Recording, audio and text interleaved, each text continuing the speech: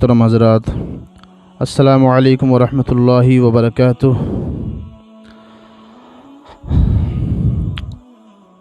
امید کرتا ہوں کہ آپ سب خیریت سے ہوں گے۔ میں آج آپ کو حقوق اللہ میں سے جو اللہ کا حق ہے اس میں سے ایک عبادت جس کو کہتے ہیں، حقیقت میں عبادت کیا چیز ہے وہ بتاؤں گا۔ دیکھیے، اللہ تبارک و تعالی کا کروڑہ کروڑ یہ احسان ہے کہ اس نے ہمیں مسلمان بنایا، اور مسلمان بنانے کے بعد نبی آخر الزماں خاتم و پیغمبرہ حضور احمد مجتبیٰ محمد مصطفیٰ صلی اللہ تعالی علیہ وسلم کی امت میں پیدا فرمایا۔ یہ اللہ تبارک و تعالیٰ کا کروڑہ کروڑ احسان ہے۔ اب میں آپ کو یہاں ایک بات بتاؤں کہ ہم اللہ تبارک و تعالیٰ کا جتنا بھی شکر ادا کریں وہ کم ہی کم ہے۔ اللہ تبارک و تعالیٰ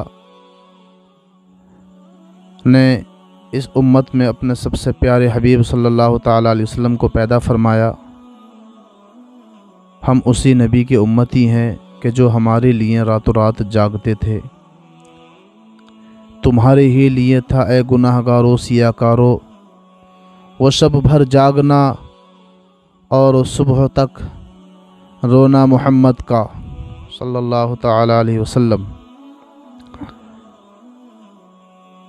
میں آپ کو یہاں ایک بات بتاؤں کہ اللہ تبارک و تعالی جب کسی سے ناراض ہوتا ہے، اللہ رب العزت جب کسی اپنے بندے سے ناراض ہوتا ہے تو اس سے اس کا رزق نہیں کم کرتا، اس کا رزق نہیں چھینتا ہے۔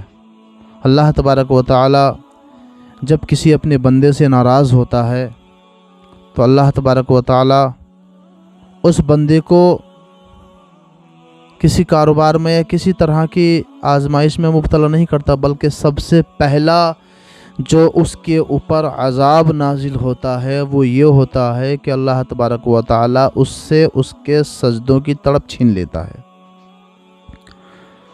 اس سے نماز پڑھنے کی توفیق چھین لیتا ہے۔ جی ہاں، میں آپ کو نماز کے تعلق سے ہی بتانا چاہتا ہوں۔ نماز جو ایک ایسی عبادت ہے کہ نبی پاک صلی اللہ تعالی علیہ وسلم جب معراج کو گئے تھے اللہ تبارک و تعالی سے ملنے کے لیے، تو اللہ تبارک و تعالی نے تحفے میں اس امت کو اپنے حبیب صلی اللہ تعالی علیہ وسلم کے صدقے میں نماز عطا فرمائی تھی۔ نماز ایک ایسا تحفہ ہے، لیکن آج ہم لوگ نماز سے غافل ہوئے بیٹھے ہیں، نماز سے ہم غفلت برتتے ہیں۔ جیسا میں نے بتایا کہ جب اللہ تبارک و تعالی اگر کسی بندے سے اپنے ناراض ہوتا ہے تو وہ کیا کرتا ہے، اس کی روٹی نہیں چھینتا، اس کی روزی نہیں چھینتا، اس کے رزق میں برکتیں ختم نہیں کرتا ہے، بلکہ اللہ تبارک و تعالی اس سے نماز کی توفیق چھین لیتا ہے۔ اللہ تبارک و تعالی اس بندے کو یہ پسند ہی نہیں کرتا ہے کہ وہ میرے آگے سجدہ کرے، میرے آگے سر جھکائے۔ کب؟ جب اللہ تبارک و تعالی اس کے کسی گناہ کے عوض کسی وجہ سے اس سے ناراض ہوتا ہے تو اب جتنے ہمارے احباب ہیں، جتنے ہمارے دوست ہیں، جتنے ہمارے حضرات ہیں، وہ غور کریں جو نمازوں سے غافل ہیں، نمازیں نہیں پڑھتے ہیں، کہ اللہ تبارک و تعالی ان سے کیا راضی ہے، اللہ تبارک و تعالی کیا، اور اس کے بعد پھر یہ کہنا کہ ہماری کوئی دعا قبول نہیں ہوتی۔ آخر کار ہم سے کون سا ایسا گناہ ہو گیا ہے کہ جس کی وجہ سے ہماری دعائیں قبول نہیں ہوتی۔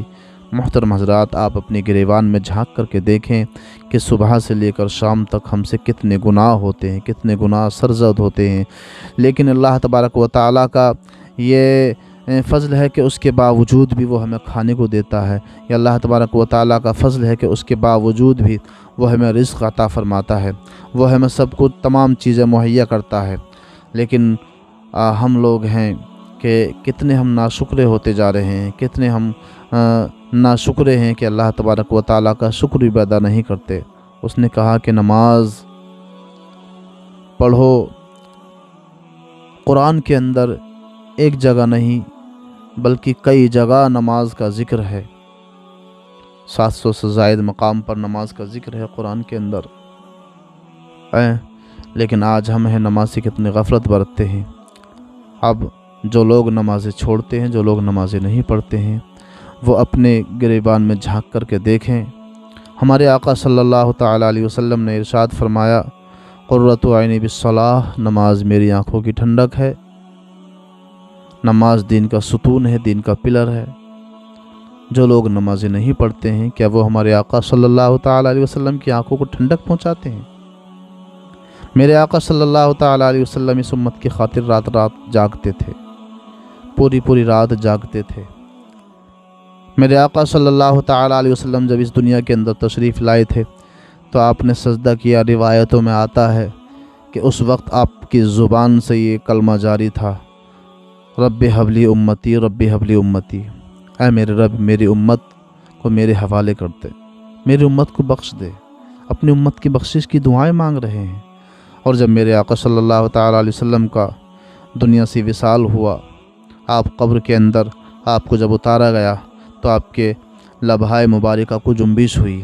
صحابہ کرام میں سے ایک صحابی غالباً حضرت مولا علی مشکل کشا رضی اللہ تعالیٰ عنہ قبر کے اندر اترتے ہیں اور اپنے کان مبارک کو نبی پاک صلی اللہ تعالیٰ علیہ وسلم کے لبوں تک لے جاتے ہیں، سنتے ہیں کہ آخر میرے آقا صلی اللہ تعالیٰ علیہ وسلم کیا فرما رہے ہیں۔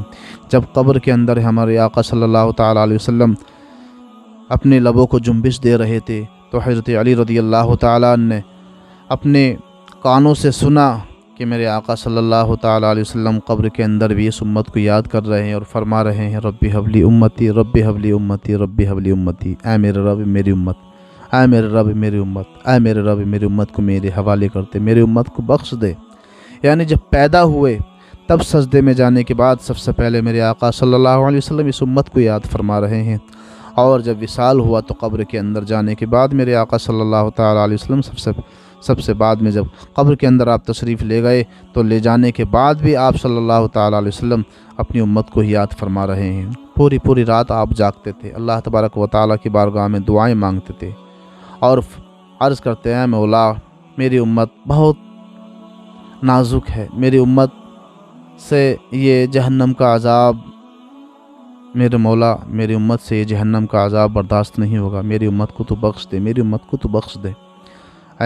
بخشش کی دعائیں مانگا کرتے تھے ہر وقت، چاہے وہ پیدائش کا وقت ہو، چاہے وہ وصال کا وقت ہو، چاہے وہ معراج کی رات ہو، مگر میرے آقا صلی اللہ تعالیٰ علیہ وسلم نے کبھی اس امت کو نہیں بھولا۔ اور کل قیامت کے دن بھی انشاءاللہ ہمارے آقا صلی اللہ تعالیٰ علیہ وسلم ہم گناہگاروں کی شفاعت کرائیں گے۔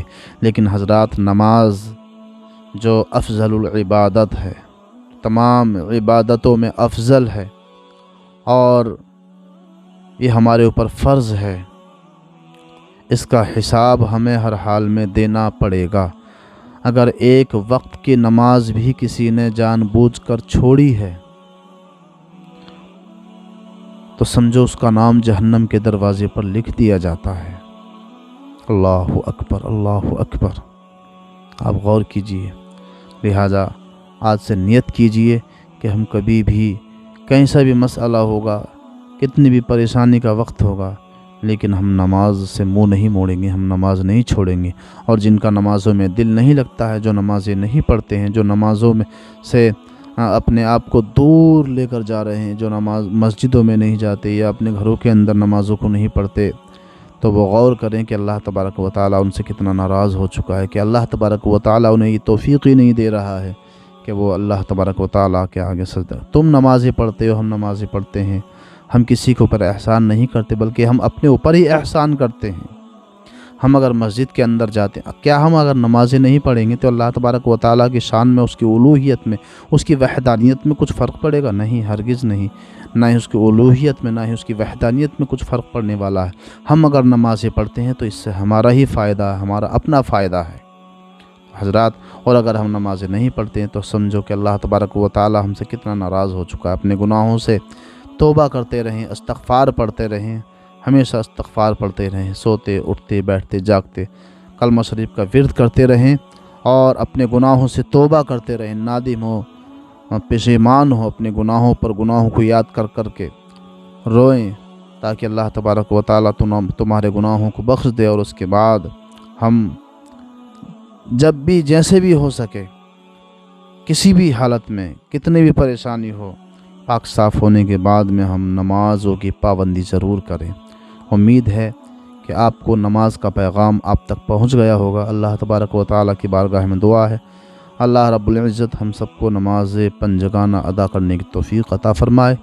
وآخر دعوانا ان الحمد للہ رب العالمین۔ السلام علیکم ورحمۃ اللہ وبرکاتہ۔